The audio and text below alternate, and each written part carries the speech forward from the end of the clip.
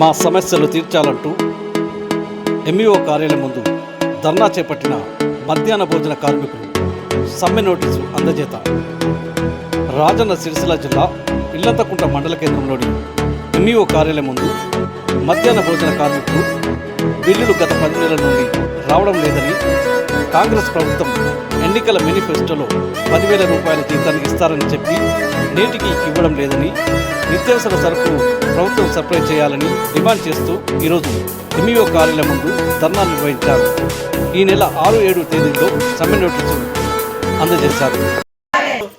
మధ్యాహ్న భోజన కార్మికుల సమస్యల మీద ఆగస్టు 6-7 తారీఖులలో రాష్ట్ర వ్యాప్తంగా ఈ పెండింగ్ బిల్లులు గవర్నమెంట్ ఇచ్చినటువంటి 10,000 జీతం హామీని అమలు చేయాలని చెప్పి డిమాండ్ చేస్తూ రాష్ట్ర వ్యాప్తంగా ఆగస్టు 6-7 తారీఖులలో సమ్మె మధ్యాహ్న భోజన కార్మికులు వంటలు బంద్ చేసి 2 రోజులు సమ్మెకి వెళ్తూ ఉన్నాం.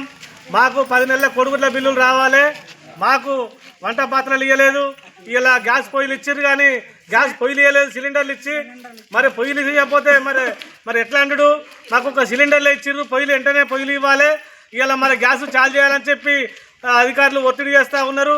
మరి మాకు పొయ్యిలు తొందరగా సమకూరిస్తే గ్యాస్ సిలిండర్ల మీద అడగలుగుతాం, మాకు పొయ్యిలు వెంటనే ఇవ్వాలని చెప్పి మేము ప్రభుత్వాన్ని డిమాండ్ చేస్తూ ఉన్నాం.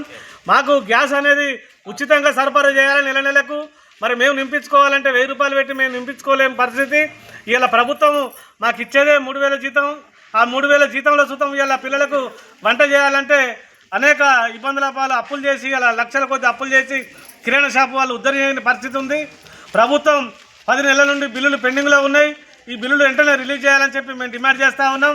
మా యొక్క సమస్యలు పరిష్కరించకపోతే సెప్టెంబర్ 1వ తారీఖు నుండి రాష్ట్ర వ్యాప్తంగా సమ్మెకి వెళ్తామని చెప్పి మేము డిమాండ్ చేస్తూ ఉన్నాం.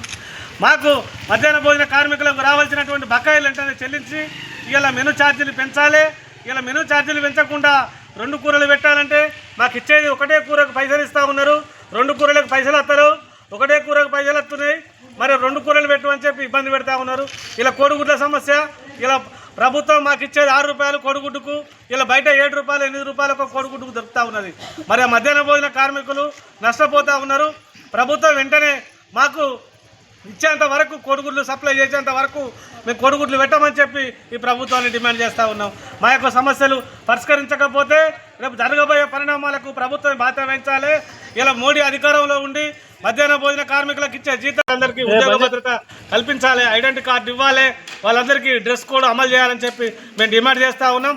మా యొక్క కార్మిక సమస్యలు పరిష్కరించకపోతే సెప్టెంబర్ 1వ తారీఖు సమ్మెకి వెళ్తామని చెప్పి డిమాండ్ చేస్తూ నా పేరు Veesam Lakshman, mid day meals జిల్లా ప్రధాన కార్యదర్శి. ఇచ్చిండ్రు సార్లు ఒత్తిడి పడుతుంది. ఇప్పుడు మాకు వంటలు చేయమని పొయ్యి మీద ఎట్లా చేస్తామేమో, గవర్నమెంట్ నుంచి మాకు పొయ్యిలు సబ్సిడీ చేయాలి. గ్యాస్ సుతం మాకు 4 రోజులకు ఒక సిలిండర్ అయిపోతుంది. చిన్న వంట కాదు, కిలో 2 కిలోలు పెట్టేది కాదు, 25 కిలోలు 30 కిలోలు పెట్టేది. 3 రోజులకు ఒక సబ్సిడీ సిలిండర్ ఇచ్చేటైతేనే మేము సిలిండర్ మీద వంట చేస్తాం, లేకుంటే చెయ్యం. మాకు 3 రోజులకు అవుతుంది సిలిండర్, అది ఇచ్చేది సబ్సిడీ నుంచి ఇచ్చేది అయితే మాకు సిలిండర్ ఇవ్వండి, లేకుంటే మాకు అవసరం లేదు. మా కాళ్ళు మా నెత్తి మీద పెడుతున్నారు. 8 నెలల 10 నెలల ఇప్పుడు 1 రూపాయి వస్తలేదు. గవర్నమెంట్ ఇవి వచ్చినాక ఇస్తాం అవి ఇస్తాం అంత హామీ ఇచ్చి మాకు మొత్తం ముంచుతుర్రు. మూలకు వాళ్ళకు ముంగడుకు తెచ్చిండ్రు. గవర్నమెంట్ మాకు ఏం లాభం చేస్తలేదు, పెట్టి అప్పుల పాలవుతున్నాం మేము.